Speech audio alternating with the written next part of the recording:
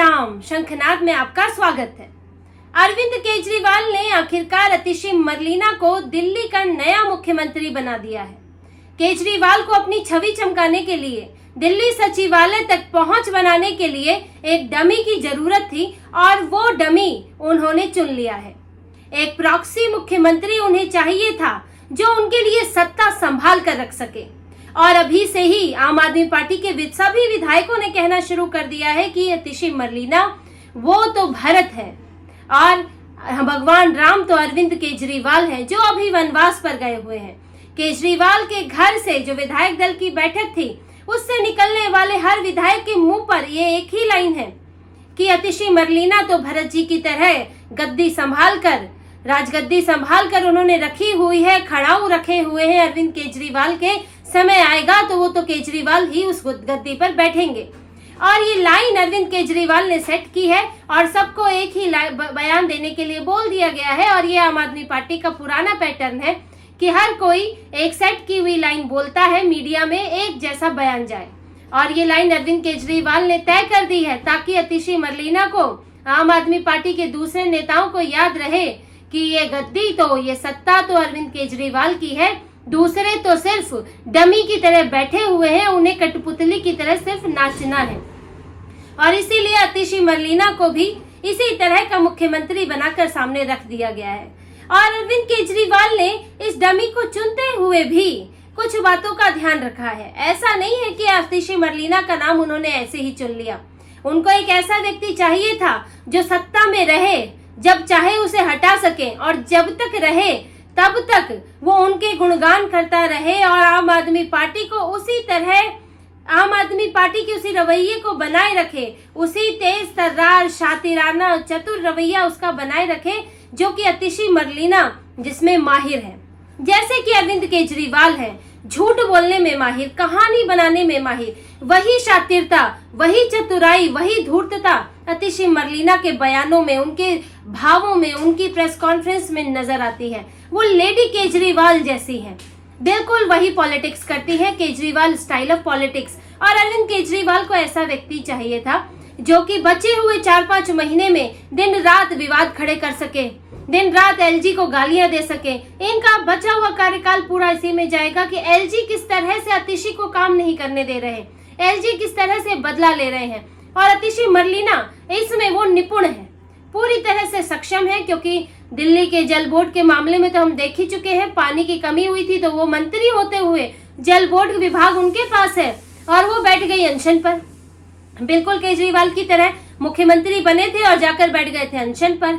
तो वो पूरी तरह से उसी तरह की पॉलिटिक्स करती है। ये बात मनीष सिसोदिया, सौरभ भारद्वाज में भी नहीं है, गोपाल राय में भी नहीं है, क्योंकि वो इतना कन्विंसिंगली झूठ नहीं बोल पाते। वो अरविंद केजरीवाल की तारीफें तो कर देते हैं, दिन रात आके उनकी तारीफों के, उनके गुणगान तो गा देते हैं, लेकिन उनके जब वो इस मीडिया में प्रेस कॉन्फ्रेंस करते हैं तो वो उस तरह की चालाकी, चतुराई नहीं दिखा पाते जो अरविंद केजरीवाल दिखाते हैं। उतना कन्विंसिंग तरीके से झूठ बोलना कि मेरे पास एक मैसेज आया था, मुझे ऑफर मिला था, मुझे किसी ने कान में आके ये कहानी सुनाई, ये सब अतिशी मरलीना बहुत अच्छे से कर लेती हैं। और ये नाम अरविंद केजरीवाल, इसीलिए उन्होंने इस नाम को चुना है। अतिशी मरलीना क्योंकि एक महिला भी है, इसीलिए अरविंद केजरीवाल ने उनके नाम पर दांव खेला है। क्योंकि अभी अरविंद केजरीवाल, आम आदमी पार्टी जो इस वक्त जो चुनाव में एक बड़ी चीज वो लेकर जाना चाहते हैं वो है महिला सम्मान निधि योजना। पूरा फोकस इनका इसी पर है और इसके तहत 1000 रुपए महिलाओं को देने हैं। ये एक तरह की रेवड़ी ही है, जैसे कि राहुल गांधी ने 8000 रुपए देने की बात की थी और वो दिए नहीं थे, ऐसे ही ये 1000 रुपए देने की बात कर रहे हैं। लोकसभा चुनाव से ही इसकी चर्चा है और ये एक महिला के जरिए इस योजना को पास कराना चाहते हैं। एक तो महिला मुख्यमंत्री, दूसरा महिलाओं को पैसे देना, तो ये महिला वोटर्स को अपनी तरफ आकर्षित करना चाहते हैं। और खास करके जो इनका वोट बैंक, खास तौर से झुग्गी झोपड़ी वोट बैंक है, जेजे कॉलोनी वाला, वहाँ 1000 रुपए बहुत मायने रखते हैं लोगों के लिए। तो ये इस वोट बैंक को वहां से अपने पास इंटैक्ट रखना चाहते हैं कि अतिशी के जरिए महिलाओं तक पहुंचो और फिर ये योजना इसमें उनके वोट बैंक को और बढ़ा दे।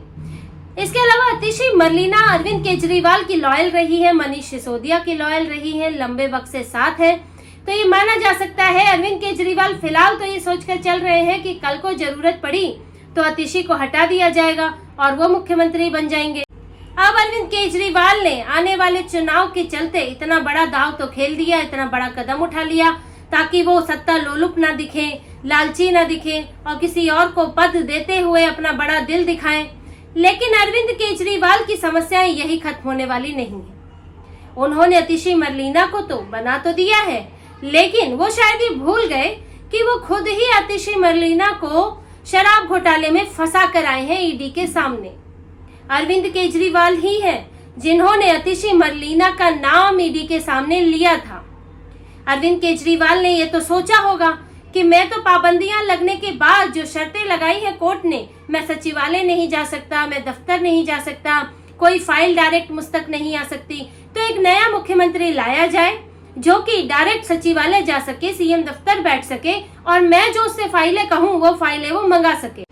लेकिन अरविंद केजरीवाल की ये जो चालाकी है, जो उन्होंने ये षड्यंत्र रचा है, वो कामयाब होने वाला नहीं है, क्योंकि वो खुद आतिशी मरलेना का नाम शराब घोटाले में लेकर आए हैं और अब सीबीआई और ईडी इंतजार ही कर रहे हैं कि ये किसका नाम मुख्यमंत्री के लिए देते हैं। इसका इंतजार था और इसके बाद आगे का कदम उठाया जाएगा। इस बात को लेकर अब चर्चा है, क्योंकि आतिशी को विजय नायर से उनका संबंध अरविंद केजरीवाल ने ही जोड़ा था। विजय नायर जो कि शराब घोटाले में अरविंद केजरीवाल का बेहद करीबी व्यक्ति है, जिसकी शुरुआत ही बताई जाती है कि शराब घोटाले की विजय नायर से हुई। विजय नायर ओनली मच लाउडर का जिसकी कंपनी थी वो शराब कारोबारियों से जुड़ा था। उसने ही आइडिया दिया अरविंद केजरीवाल को कि इस तरह का शराब घोटाला किया जा सकता है, एक शराब नीति बनाई जाए जिससे कि शराब कारोबारियों को ज्यादा मार्जिन देकर उनकी मोनोपोली करके फायदा दिया जाए, वो बदले में रिश्वत देंगे। अरविंद केजरीवाल को आइडिया बड़ा पसंद आया और शराब नीति बनाई गई। जैसा कि ईडी सीबीआई ने यह आरोप लगाया है, ये पूरी कहानी बताई है। तो विजय नायर की बड़ी भूमिका रही है शराब घोटाले में। लेकिन जब ईडी ने, ये बात है लगभग अप्रैल की बात है इस साल, जब अरविंद केजरीवाल गिरफ्तार कर लिए गए थे, तो जब ईडी ने अरविंद केजरीवाल से विजय नायर के बारे में पूछा था तो अरविंद केजरीवाल ने कहा था कि विजय नायर तो आतिशी मरलेना और सौरभ भारद्वाज को रिपोर्ट करता था। विजय नायर कम्युनिकेशन इंचार्ज था आम आदमी पार्टी का और वो आतिशी मरलेना और सौरभ भारद्वाज को रिपोर्ट देता था, वो मुझे भी रिपोर्ट नहीं देता था। अरविंद केजरीवाल ने विजय नायर को खुद से अलग कर लिया, जबकि वो सचिवालय में बैठता था। अरविंद केजरीवाल के बगल वाला बंगला उसका था, मंत्री कैलाश गहलोत का बंगले में वो रहता था और कैलाश गहलोत को पता ही नहीं था कि मेरे बंगले में ये आदमी रह रहा है, उनसे पूछा ही नहीं गया, क्योंकि सीएम की मर्जी से वो बंगला विजय नायर को दे दिया गया, जबकि वो किसी सरकारी पद पर नहीं था। और ये सब कैसे हो सकता है जब तक अरविंद केजरीवाल ना चाहे। लेकिन उन्होंने सारा इल्जाम जो है वो आतिशी और सौरभ भारद्वाज पर मढ़ दिया। ईडी ने, एनफोर्समेंट डायरेक्टोरेट ने ये जानकारी कोर्ट में दी थी, राउज एवेन्यू कोर्ट में और हाई कोर्ट में ये जानकारी दी थी कि अरविंद केजरीवाल ने पूछताछ के दौरान ये कहा है कि विजय नायर आतिशी और सौरभ को रिपोर्ट करता था, मुझे रिपोर्ट नहीं करता था। अब केजरीवाल खुद इन दोनों का नाम शराब घोटाले में लेकर आ गए। इसके बाद आम आदमी पार्टी खुद ही चिल्लाने लगी कि अब तो आतिशी को भी बुलाया जाएगा, अब तो सौरभ भारद्वाज को भी बुलाया जाएगा, उनको भी अरेस्ट किया जाएगा। नाम तो आपका ही मुख्यमंत्री लेकर आया था, अब उसमें सीबीआई और ईडी क्या कर सकती है। उन्होंने तो कोर्ट में वो बताया जो सच है, जो अरविंद केजरीवाल ने कहा। और इस तरह से आतिशी भी किसी न किसी तरह शराब घोटाले से जुड़ गई।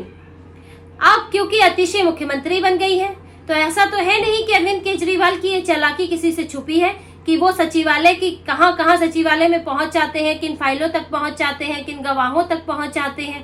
तो अब सीबीआई भी अगले एक्शन की तैयारी में जुट गई है कि अब सीबीआई जाएगी, क्योंकि सीबीआई के मामले में ही इनके ऊपर कई प्रतिबंध लगे हैं। तो अभी इस पर कानूनी राय ली जा रही है कि आतिशी मरलेना को लेकर सुप्रीम कोर्ट में क्या अपील की जा सकती है, क्योंकि वो अब उनको तो खुला हाथ है, वो सचिवालय में जा सकती है, कुछ भी कर सकती है। और क्या अब ये उनको इसी तरह से रहने दिया जाए या फिर कोर्ट से कुछ अपील की जाए। क्योंकि देखिए, अरविंद केजरीवाल ने मनीष सिसोदिया को मुख्यमंत्री नहीं बनाया, इसलिए नहीं बनाया, ये बात नहीं थी कि वो उनकी जगह ले लेते, क्योंकि उनकी जगह लेने के लिए ऐसा व्यक्ति चाहिए जिसका जनाधार हो। ठीक है, पार्टी में गुटबाजी कर सकता है, कोई भी कर सकता है, वो आतिशी भी कर सकती है, लेकिन पार्टी को लेकर पूरी तरह से जाना, उसके लिए एक जनाधार वाला व्यक्ति चाहिए होता है। और वो ना तो मनीष सिसोदिया के पास है, ना आतिशी मरलेना के पास है।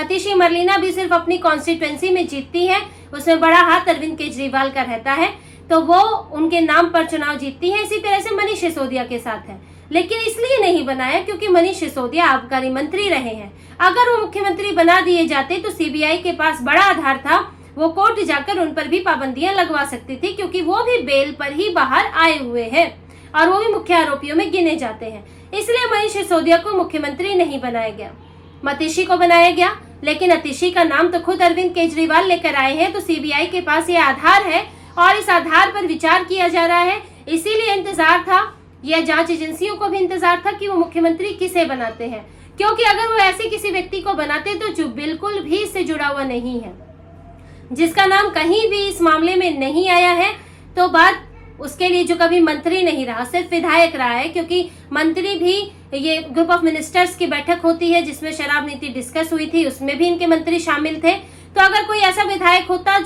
जिसके पास से शराब घोटाले की फाइलें गुजरी ही नहीं, तो सीबीआई और ईडी के हाथ बंधे होते, तो फिर उन पर कोई आरोप नहीं लग सकता था।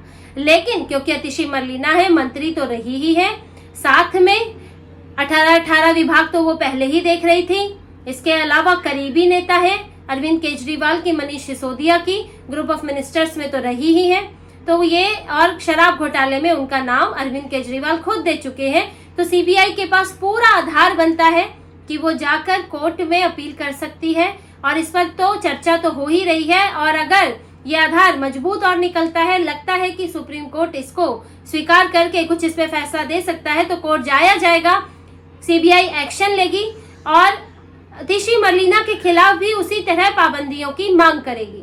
अभी तो जांच एजेंसियों की भूमिका भी बाकी है, और बाकी तो उनकी अपनी पार्टी की स्थिति है कि अतिशी मरलीना के आने से कहां कहां किसे तकलीफ हुई है, ये तो समय के साथ ही सामने आएगा। क्योंकि दावेदार तो कई थे, उनसे सीनियर भी थे, उनसे बेहतर नेता भी थे, उनसे बेहतर नाम वाले नेता भी थे, लेकिन अतिशी मरलीना को ही तरजीह दी गई है। तो अरविंद केजरीवाल को अब अपने दाव के बाद आगे इस क्रिया की प्रतिक्रिया का इंतजार करना होगा। तो इसी तरह की और खबरें और विश्लेषण आपके लिए लाते रहेंगे, हमसे जुड़े रहिए, सब्सक्राइब कीजिए, कमेंट कीजिए। बहुत बहुत धन्यवाद। जय श्री राम।